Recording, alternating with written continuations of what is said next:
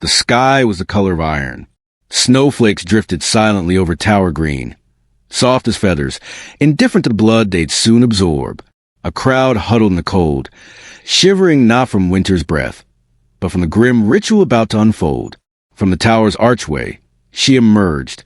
Catherine Howard, Queen of England, barely 17, wearing a cloak far too thin for February. Her face was pale, but not from fear. She looked calm, as if she had already died sometime before this walk. And now, her body was simply following orders.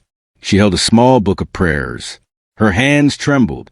Across the courtyard stood the executioner. His blade glinted in the morning light. He had sharpened it hours earlier, not because he needed to, but because it calmed his nerves. She was just a girl, and girls weren't supposed to die like this. The crowd was silent. Even the birds seemed to know something holy or unholy was happening. As Catherine ascended the scaffold, her lips moved in prayer, but her mind was elsewhere. She wasn't thinking about her husband, the bloated king who had signed her death warrant. She was thinking of him, the boy with the green eyes and soft voice, the boy who had once told her she was more than just a pretty face, more than a pawn in a Tudor game. And now, she was about to die for that love, for feeling something real in a court full of masks. The priest whispered final rites. She nodded, barely hearing him. The block loomed before her. Cold, hard, final. She knelt. The executioner raised the axe. The crowd inhaled as one. But before the blade fell, a thought flared in her mind. Not of death, but of beginnings. How did I get here? What did I do that made them want to erase me? Cliffhanger. Was she a traitor? A seductress? Or just a girl? Who dared to love in a world ruled by fear? Catherine Howard was born without armor. Not like the other Howards. The schemers, the warriors, the courtiers. Her cousins had claws and ambition. Her uncle, the Duke of Norfolk, had plans. But Catherine had laughter in her voice and stars in her eyes. She was born around 1523. The exact date blurred like everything else in her short life. Her father, Lord Edmund Howard, was a failure by every standard of Tudor manhood. Penniless, reckless, barely hanging on to noble status by blood alone. Her mother died when she was young, and so Catherine was cast off to live in the chaotic, scandal-swirled household of her step-grandmother, the Dowager Duchess of Norfolk. It wasn't a school. It wasn't quite a home. It was more of a holding pen for noble girls without direction. The supervision was lax. The rules were looser. And the men were always watching. By the time she was 13, Catherine had already learned the first rule of surviving as a powerless woman in a powerful world. Your beauty is your currency, but it comes at a price. She shared a dormitory with other girls, barely separated by curtains. At night, footsteps crept down hallways, whispered names, stifled laughter. The girls talked about love like it was a game. They didn't know it could kill them. It was here she met Francis Derham, a secretary to the Duchess. He was charming, older, and he knew how to make a lonely girl feel seen. Their relationship was real, at least to Catherine. She may have even believed they were married in secret. That's how serious it felt. But in Tudor England, a girl's past wasn't just dangerous. It was fatal. And Catherine didn't yet know that her first love would one day be the match that lit her funeral pyre. Still, when she was summoned to court, she thought it was her salvation. The Dowager Duchess, eager to use Catherine as a pawn, called in favors to place her as a lady-in-waiting to Queen Anne of Cleves, Henry VIII's fourth wife. The court was abuzz with the failure of that royal marriage. The king found it unattractive. The union was cold. But when Catherine entered the scene, the king noticed. She was 16. He was 49. And when his eyes landed on her, her fate was sealed. Cliffhanger. She had been loved in secret. Now she was about to be crowned in public. But in the Tudor court, the higher you rise, the closer you are to the axe. King Henry VIII had grown tired. Tired of political marriages. Tired of diplomacy. Tired of queens who didn't thrill him. He was nearly 50 now, obese, gout-ridden, his leg oozing from an old jousting wound that never quite healed. He was the most powerful man in England, but also one of the loneliest. And then he saw her. Catherine Howard glided through court like spring itself, soft, bright, impossibly young. To Henry, she was more than just beautiful. She was a second chance, a cure for the bitterness, a balm for his pride. He showered her with gifts, pearls, gowns, gold, affection. He called her his rose without a thorn. To Catherine, the attention was terrifying and exhilarating. She had no choice. Say yes, smile, curtsy, obey. Refusal wasn't even a concept. Henry wasn't just a man. He was the law. In July 1540, just days after annulling his marriage to Anna Cleves, Henry married Catherine Howard. She was crowned queen, 17 years old, married to a man old enough to be her grandfather. They said she danced like sunlight, and that's all Henry wanted. A pretty thing to twirl on his arm. He gave her everything except freedom. She was never alone. Every room had eyes. Every lady in waiting was a spy. Every letter was read before it was sealed. But even as queen, Catherine wasn't safe. In fact, she was in more danger than ever before, because Francis Dereham, the man from her past, had resurfaced, and he wasn't just a memory. He wanted power. He wanted her acknowledgement. Maybe he even wanted her back.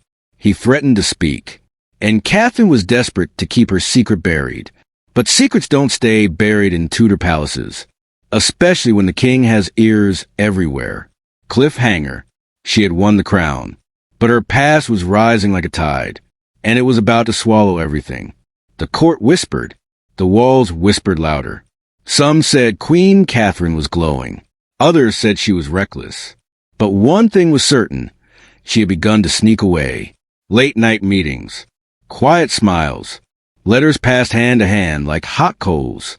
And at the center of it all was Thomas Culpeper. He wasn't just any man.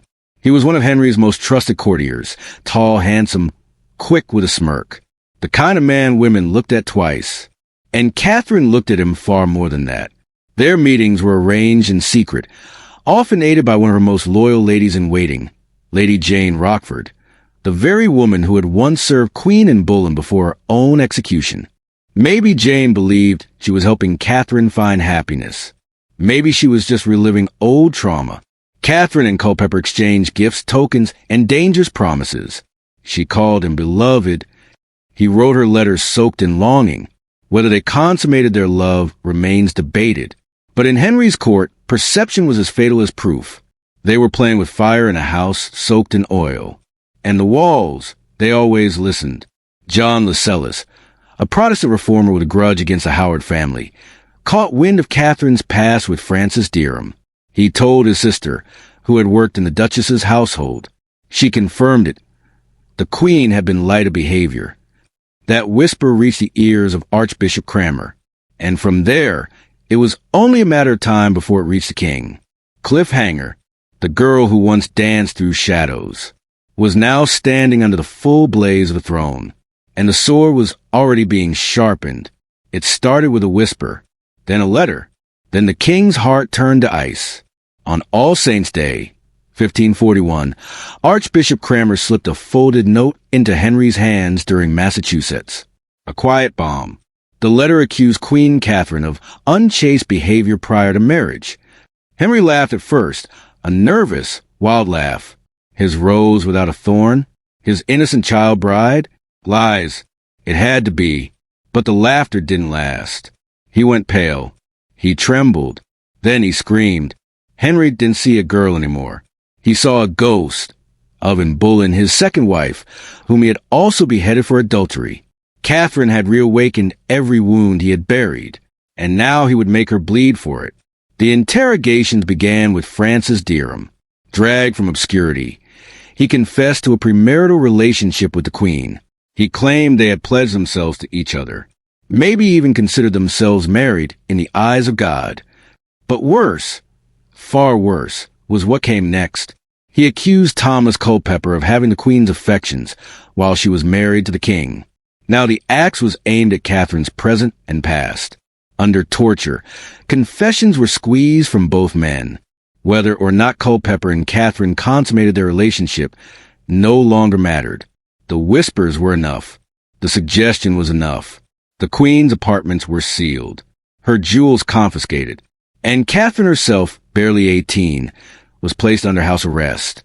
She was denied confession, denied comfort, denied the king's ear. Once, she broke free of her guards and ran screaming down the hallway, begging Henry for mercy. She was stopped before she reached him. She would never see him again. Lady Rochford, the woman who had helped arrange her secret meetings, went mad under questioning. She babbled nonsense, her mind shattered from guilt and memory. Echoes of Anne Boleyn's fate pounding inside her head. The courtiers circled like wolves, eager to distance themselves from the doomed queen.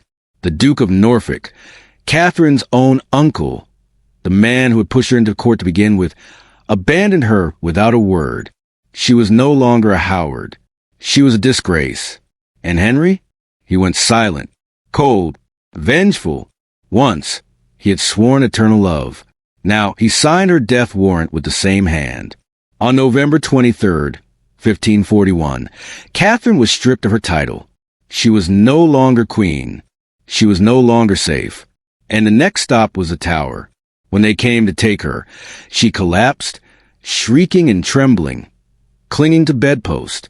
She begged for mercy, begged for her life, begged for God to wake her up from the nightmare. But there was no mercy left in England for a girl who had dared to love. Cliffhanger. The Tower door creaked open.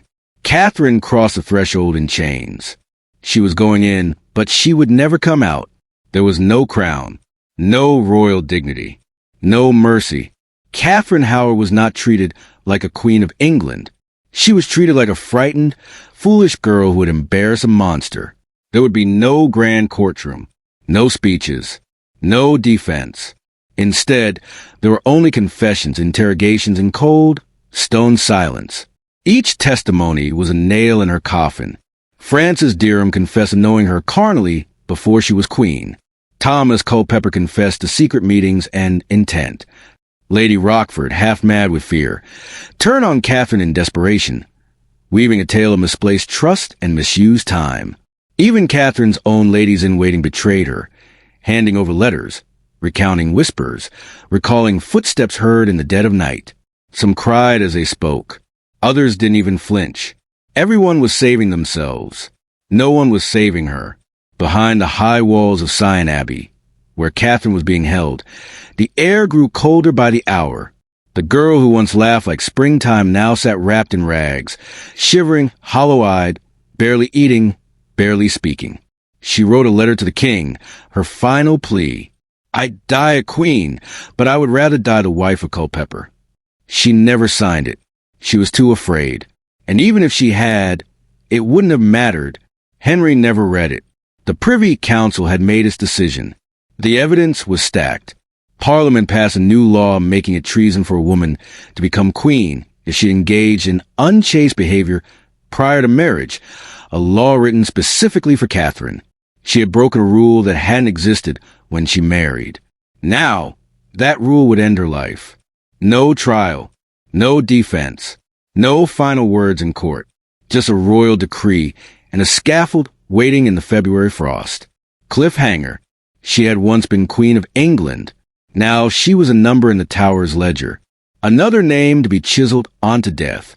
The walls of the Tower of London don't sleep. They breathe. They listen. They remember.